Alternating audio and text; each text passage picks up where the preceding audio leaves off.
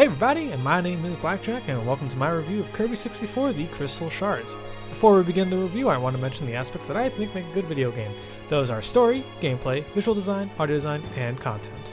If you want to avoid spoilers, go to this timestamp. The game starts with a neat little cutscene that depicts a planet being invaded by a horde of dark matter. Ribbon escapes with the Ripple Star's crystal, but as she flies through space, she too gets attacked by dark matter. This shatters the crystal into tiny shards that spread across half a dozen planets.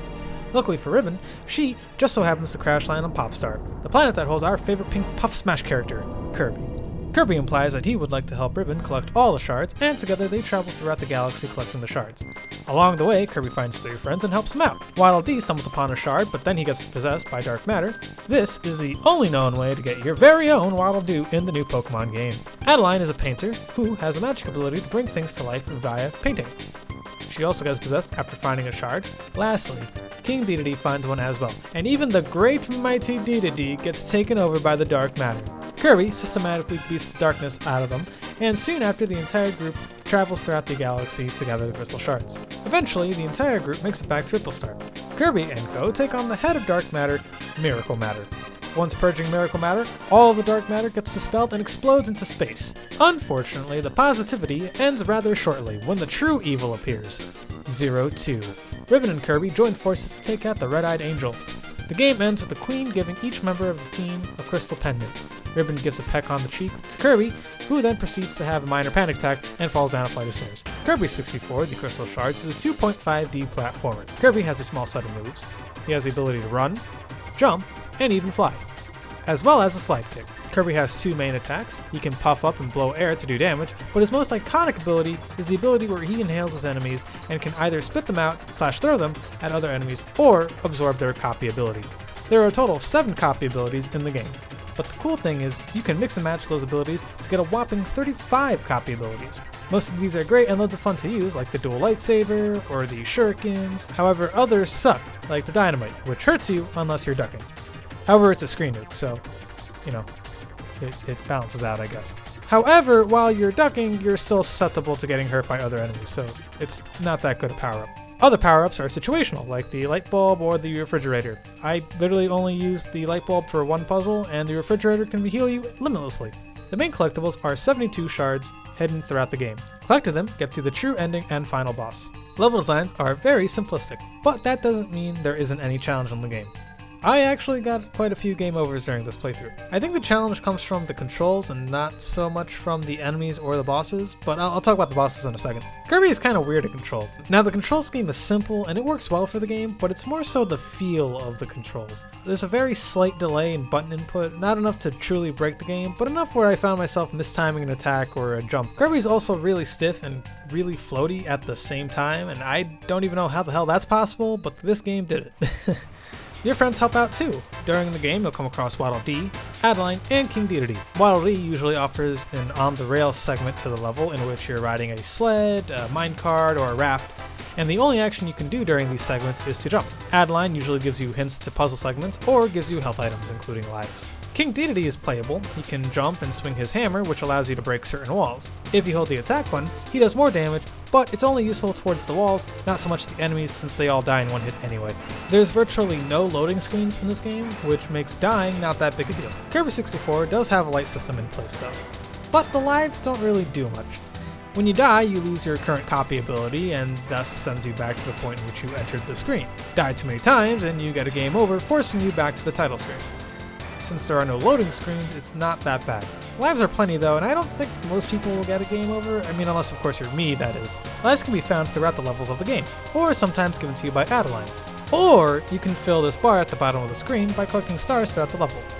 Keep collecting stars and lives by extension, and you should be okay. Now the bosses are probably the best thing about this game. They're fair and challenging at the same time. The same boss can be a good challenge if you're doing the no power-up challenge, or they can be pathetically easy with the right power-up. These are some of my favorite levels in this game, and each boss is memorable and unique. I also love that Kirby can inhale underwater, which makes the Acro boss completely doable without power-ups. After each level, there's a bonus game that allows you to get stars, lives, health, and even an enemy info card. The game doesn't explain how to actually play it though, and it took me longer than it should have to actually figure it out. So you press A to pick a direction that Kirby is facing, and then press A again to jump. That much I had figured out. The thing I didn't know though is that you have to press A the lower his arms are to get the most distance, which looking back now makes sense because Kirby looks like he's crouching to get a good jump.